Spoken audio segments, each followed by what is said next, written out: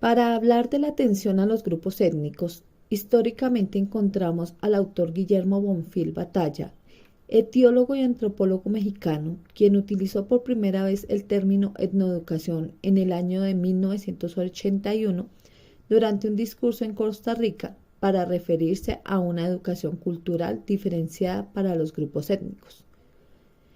En Colombia, en el año de 1984, el Ministerio de Educación Nacional, basando su trabajo en el pensamiento de Guillermo Bonfil, constituye el Grupo de Etnoeducación por medio de la Resolución 3454. En el artículo primero de esta resolución se define la etnoeducación como un proceso social permanente inmerso en la cultura propia que consiste en la adquisición de conocimientos y valores y en el desarrollo de habilidades y destrezas que capacita para participar plenamente en el control cultural de su comunidad. En el año de 1994, el Ministerio de Educación presenta un nuevo concepto definiéndola como el proceso social permanente de reflexión y de construcción colectiva mediante el cual los pueblos indígenas y afrocolombianos fortalecen su autonomía en el marco de la interculturalidad, posibilitando la interiorización y producción de valores, de conocimientos y el desarrollo de habilidades y destrezas conforme a su realidad cultural, expresada en su proyecto global de vida. Adicionalmente encontramos que en el Plan de Desarrollo de 1998 a 2002, denominado Cambio para Construir Paz, reconoce también como grupo étnico a los rom o gitanos y raizales.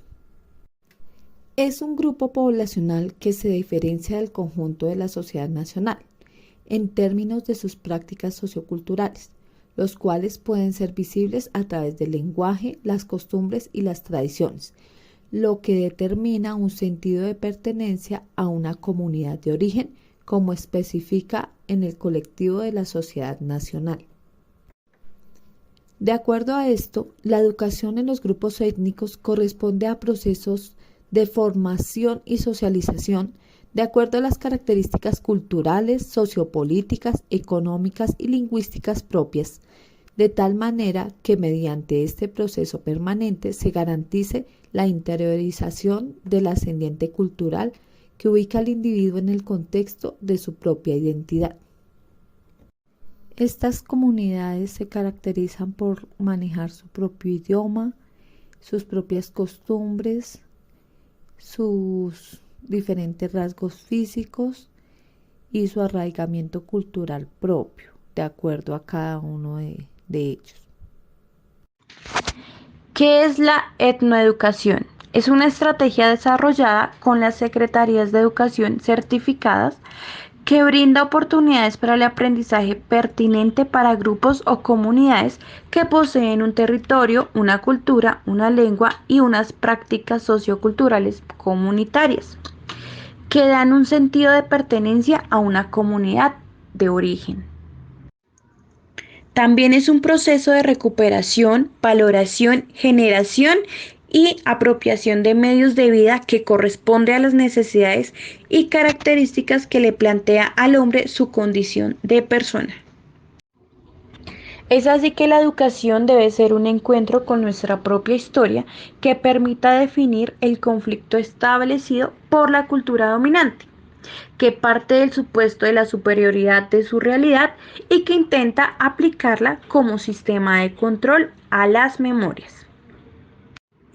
¿En dónde se encuentra? Una cultura con lo que tiene puede y debe sentirse soberana, y no importa dónde esté, puede estar ubicado en la selva, en el llano, en una meseta de los Andes o en el centro de la ciudad. La etnoeducación es monolingüe, bilingüe o multibilingüe, ubicando la lengua materna como elemento de identidad y estructuración del pensamiento, en el primer lugar de los procesos etnoeducativos. La etnoeducación es intercultural, debe partir del conocimiento, análisis, valoración y afirmación de la identidad étnica propia y proyectarse hacia el abordamiento de conocimientos y tecnologías producidos por otros grupos humanos, desde la perspectiva de articulación cultural comunitaria. La etnoeducación está compuesta por 5 componentes muy importantes que son la capacitación, la investigación, educación y diseño curricular, diseño, elaboración y producción de materiales educativos y asesoría de seguimientos y evaluación.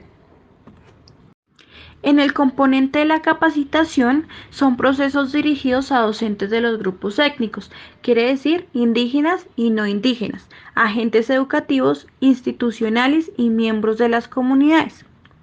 En el componente de la investigación, se desarrollan procesos de investigación-acción y participación orientados a fortalecer y desarrollar los procesos etnoeducativos y la organización de las comunidades. Estos se desarrollan en campos como la lingüística, la antropología, la pedagogía y otros campos afines aplicados a la educación.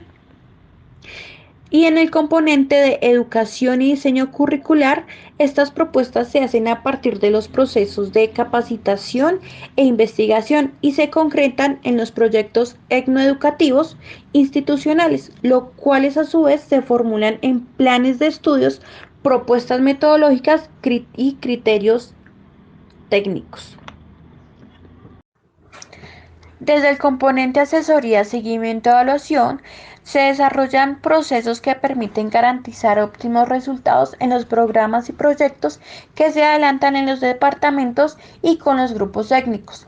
Con el desarrollo de estos componentes, se vienen realizando acciones etnoeducativas en el 80% de los grupos técnicos de Colombia, es decir, en 67 de los 84 pueblos indígenas, negros y raizales.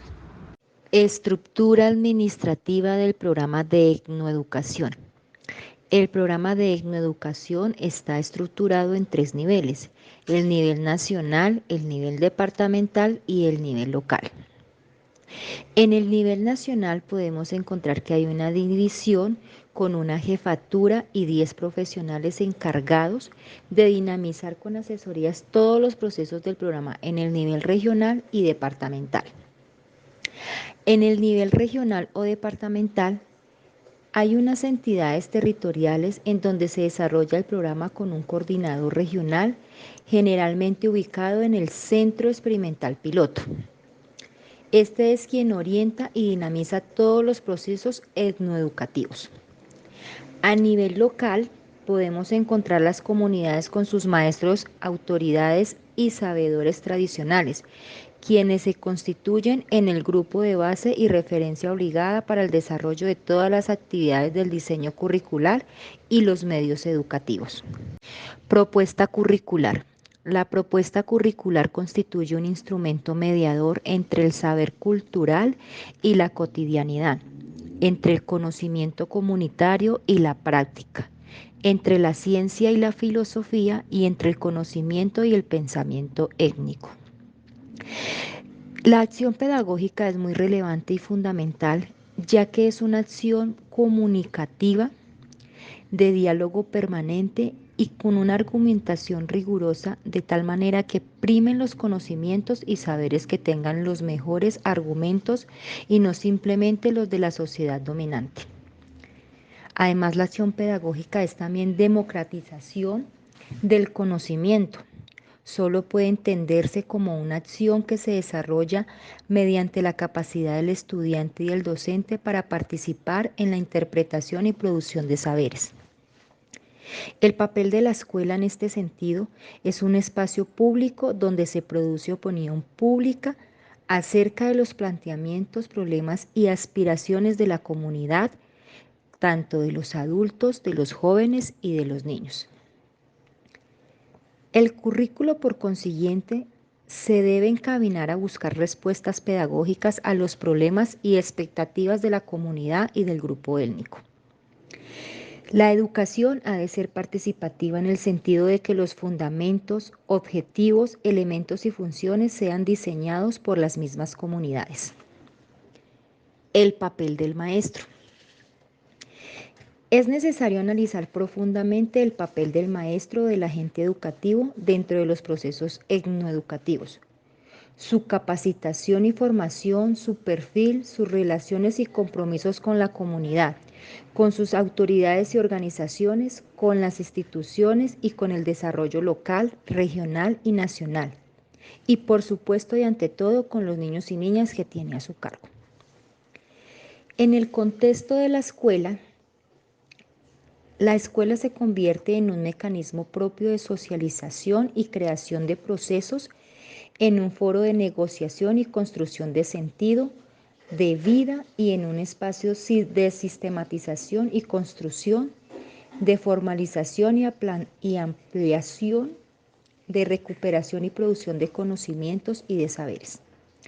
Además, las comunidades educativas que busquen formar miembros cada vez más autónomos y auténticos requieren que en la comunidad educativa se discutan nociones y conceptos como los de educación, hombre, sociedad, escuela, sujeto, democracia y cultura.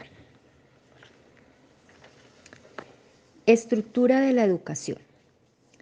La estructura de esta educación se da a partir de unas realidades claras y concretas respecto a la situación y específicas de cada pueblo.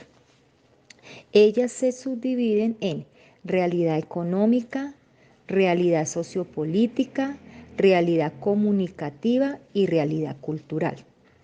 En la realidad económica, esta se caracteriza por las relaciones hombre-naturaleza y la concepción del pueblo respecto a la territorialidad, además de los recursos naturales y la producción y la salud. En la realidad sociopolítica, está caracterizada por el tipo de organización y de autoridades que se registran en las comunidades y los grupos étnicos.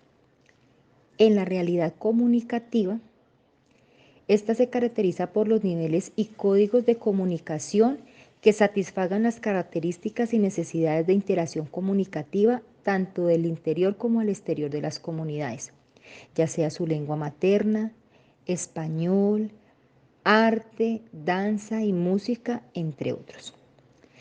La realidad cultural. Esta interactúa y traspasa toda la vida del individuo, la comunidad y su grupo étnico, dando sentido a su entorno. Esta realidad está caracterizada por el pensamiento, la historia y la cosmovisión de cada pueblo en particular. Ome, Umbea, Kimare, Guasoma. Ya había un cocoro grande, ¿cómo se dice cocoro grande, profe? Michiabu. Cocoro, Michiabu. ¿Cómo, profe? Más fuerte, profe, ¿cómo? Cocoro, Michiabu, así. ¿Cómo? Michiabu. Cocoro, Michiabu. Decía, crack. Dios le decía,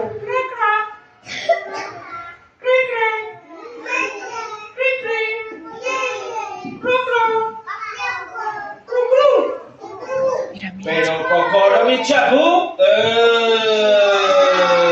decía, crack. Y esta decía,